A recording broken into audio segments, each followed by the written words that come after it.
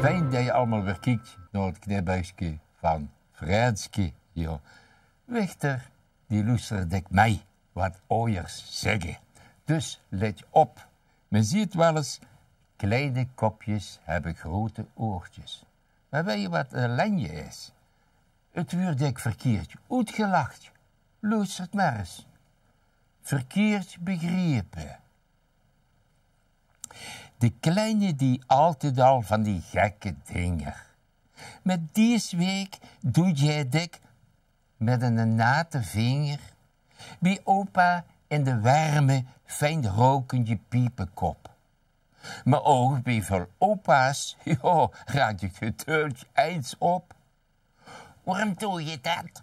Riep hij onder het piep aansteken. Weken zag het mensje. Ja, mam ziet de laatste weken. Ik denk, als opa een van die dagen de piep uitgiet, dat hij hier gauw een nieuwe kleurentelevisie stiert.